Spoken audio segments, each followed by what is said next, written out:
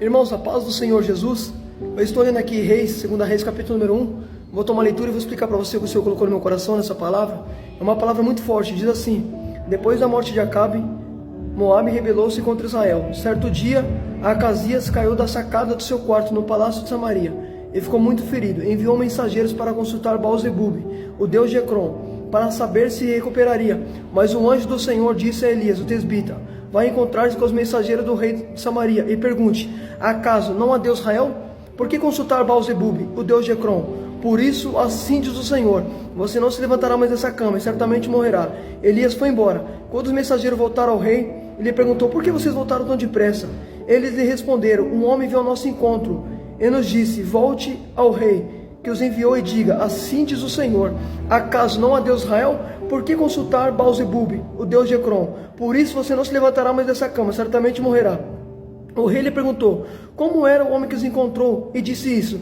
Eles responderam: ele vestia roupa de pelo e usava um cinto de couro. O rei concluiu: era Elias, o tesbita. Irmãos, presta atenção nessa palavra. Eu estava lendo essa palavra hoje e Deus me fez entender algo profundo nessa palavra. Eu quero compartilhar contigo. Uma coisa que eu acho interessante: a Bíblia fala que tem um homem chamado Acasias. E a Bíblia diz que Acasias vai sofrer um acidente. Ele vai cair do seu palácio, ele vai cair da janela do seu quarto, no andar superior. No momento que ele cai, a Bíblia diz que ele fica gravemente ferido. Aí a Bíblia afirma que ele vai chamar os mensageiros para ir consultar Baal-zebub. Irmão, Baal-zebub era um demônio. Percebe um detalhe, irmão, olha que negócio tremendo. Baal-zebub era um demônio da mosca. Só que uma coisa que eu acho forte: quando ele cai, em vez de ele consultar Deus, não, ele vai consultar um demônio. Vai consultar um espírito maligno. Filho, a Bíblia diz em Salmo 37,5: entrega todas as preocupações ao Senhor, confia nele e tudo ele fará. Em vez de ele entregar aquela situação na mão de Deus, não, preferiu confiar no demônio.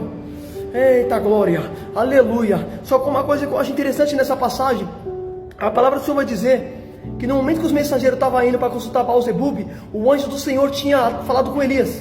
E Deus falou assim: Elias, vai se encontrar com os mensageiros de Acasias e diga para ele: por que consultar Baal-zebub? Não há Deus de Israel? Irmão, segura isso aqui. O camarada se acidentou em Israel. Deus estava presente naquela terra. Deus estava perto dele. Só que em vez de consultar o Deus daquela terra, não, foi consultar um demônio. Eita glória. O que Deus está falando para mim e para você nessa palavra? Não complique, irmão, você pode facilitar. Você quer ver uma coisa? Eita glória a Deus, aleluia. Uma coisa que eu acho interessante nessa palavra: a Bíblia diz em Isaías 55,6: busque ao Senhor enquanto se pode achar, invoca enquanto ele está perto. Percebe um detalhe: Deus estava perto dele. Só que em vez de consultar o Deus daquela terra, não, consultou um demônio. Filho, não complica o que você pode facilitar. Nosso problema é querer se afastar, sendo que Deus está perto, irmão. A Bíblia vai dizer que o Senhor não é Deus de longe, mas sim de perto. O salmista vai dizer que o Senhor está perto daqueles que invocam com sinceridade. Então percebe, Deus estava perto dele. Em vez de consultar o Deus daquela terra, não, ele foi consultar um demônio, Baal-zebub. Colocou a confiança dele num demônio, se baseou a confiança no demônio, achando que o demônio poderia curar ele. Filho, a Bíblia diz que Jesus que cura, é Deus que cura, não há outro além dele, filho. Só que uma coisa que eu acho interessante, segura isso, presta atenção: em vez de ele confiar em Deus, não, preferiu colocar a confiança dele num demônio. Aí a Bíblia diz que o anjo do Senhor vai intervir. Percebe um detalhe: por que Deus vai intervir? Percebe que o anjo falou assim: Elias, vai se encontrar com os mensageiros dele. Percebe que Deus não vai deixar ele consultar Baal-zebub. Ele estava indo em direção a Baal-zebub, os seus mensageiros. Só que a Bíblia fala, e é bem claro em dizer, que Deus ele vai intervir naquela situação. Por que Deus não deixou? Sabe por quê? Porque Tiago vai dizer que o Espírito do Senhor, ele arde por nós e tem ciúmes de nós. Deus tem ciúmes, filhos. Você acha que Deus queria ver Acasias consultando o demônio? Sendo que o próprio Deus queria conversa com ele, Deus queria diálogo com ele. Só que ele não, em vez de confiar em Deus, não, confiou no demônio. Você percebe que Deus não vai deixar ele consultar Baal-zebub. Olha que negócio tremendo, irmão. O camarada preferiu buscar um demônio longe do que Deus estava perto. Deus estava presente na terra de Israel. O camarada preferiu ir longe, fez que nem Jonas, complicou o que era para facilitar. Pode perceber que quando Deus fala com Jonas, para Jonas pregar para Nínive, Jonas estava perto de Nínive, irmão. Só que Jonas pegou um navio e foi em direção a Tarsis. Ou seja, ele complicou o que era para facilitar. O nosso problema é que a gente complica o que pode facilitar. É você que coloca o obstáculo no teu caminho, é você que complica. Deus quer fazer, mas o problema é que você que está complicando. Olha que negócio forte, irmão, presta atenção nisso aqui. Só que uma coisa que eu achei interessante, que quando eles estavam indo em direção a Ecrom, Elias ele vai intervir. E Elias fala assim: ó, diga para o rei que enviou vocês, assim diz o Senhor: por que consultar Baal-zebub? Não há Deus de Israel? Diga para ele que não vai se levantar dessa cama. Então perceba um detalhe, irmão: o camarada tinha caído, tinha se acidentado. Em vez de falar com Deus, não, preferiu confiar num demônio. Então perceba um detalhe: Deus queria que Acasias falasse com ele. Porque tem coisa que só vai mudar na tua vida quando você voltar a ter diálogo com Deus, irmão. Porque é isso que traz transformação para uma pessoa. O camarada cai, ele caiu, a Bíblia é clara em dizer que ele se acidentou. Só que uma coisa que eu acho forte nisso aqui, que quando os mensageiros voltaram, o rei falou assim: por que vocês vieram tão depressa? Aí ele falou assim: um homem chamado Elias, nos encontrou no caminho e disse assim: diga para o rei, por acaso não há Deus Israel, por que consultar Baal-Zebub? Aí ele falou assim: quem é esse homem que falou com vocês? Ele falou assim: ele usava roupa, olha que tremendo, irmão. Ele usava roupa feita de pelo e um cinto de couro. Quando falou que ele usava roupa feita de pelo e um cinto de couro, o rei deduziu: é Elias, porque o rei sabia como que era a forma que Elias se vestia. Então pela vestimenta ele conseguiu identificar o profeta. Oh glória, aleluia Jesus. Só que uma coisa que eu acho interessante, irmão, nessa passagem, presta atenção.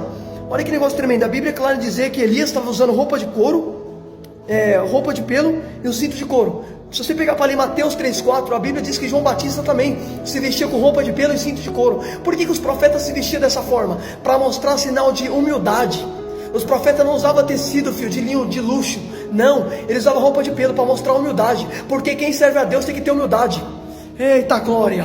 Você está entendendo, irmão? Pelo amor de Deus, isso aqui é muito forte, irmão. Oh glória a Jesus! Aí uma coisa que eu acho interessante, você vai ver que o profeta, a Bíblia é clara em falar as vestimentas de Elias. Aí quando fez menção que o profeta estava usando roupa de pelo e um cinto de couro, ele deduziu que era Elias. Segura isso aqui, você vai entender. Aí uma coisa que eu acho interessante, você vai ver que quando ele ficou sabendo que era Elias, a Bíblia diz, presta atenção agora eu vou tomar leitura para você poder entender. Olha que forte, quando ele teve conhecimento, teve ciência que era Elias que tinha falado com os seus mensageiros, ele vai procurar por Elias. E a Bíblia diz assim: em seguida mandou um oficial com 50 homens para procurar Elias. O oficial encontrou sentado no alto de uma colina. Ele disse: homem de Deus, o rei ordena que tu desça.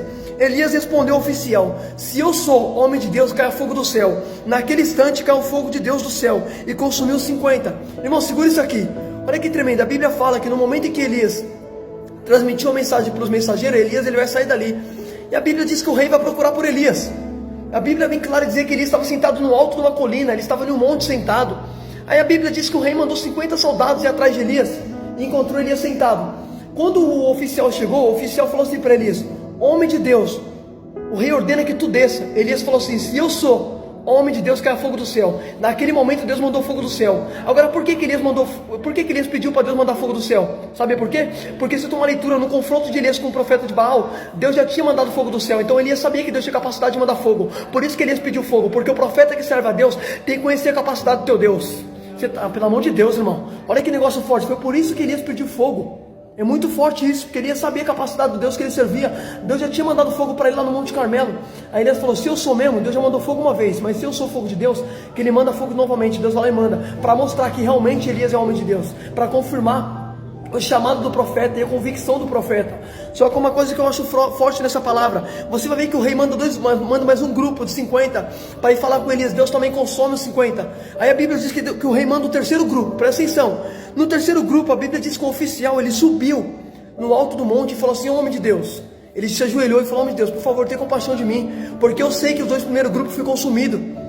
Perceba um detalhe, irmão. Quando ele se prostrou diante do profeta, Deus não mandou fogo para o terceiro grupo. O anjo do Senhor falou: Elias, desça e vai lá com eles. Por que Deus não consumiu o último grupo como consumiu os dois primeiros? Sabe o que Deus me fez entender nessa palavra? Porque percebe, os dois primeiros não subiram no monte e nem se ajoelhou diante de Elias. Ou seja, não mostrou sinal de respeito com o profeta. Ou seja, mandou o profeta descer, mas sem mostrar sinal de respeito com o profeta. Os dois primeiros não mostram respeito, são soberbos, por isso foram consumidos. O último grupo se humilhou diante do profeta, ou seja, sinal de humildade. A Bíblia diz que o Senhor dá graça aos humildes, mas de longe conhece o soberbo. Você está entendendo que os dois primeiros foram consumidos e o último não foi consumido? Porque o último grupo teve a humildade de se prostrar diante do profeta. Filho, Deus dá graça para quem tem humildade, irmão. Agora soberbo, o Senhor detesta soberbo, filho.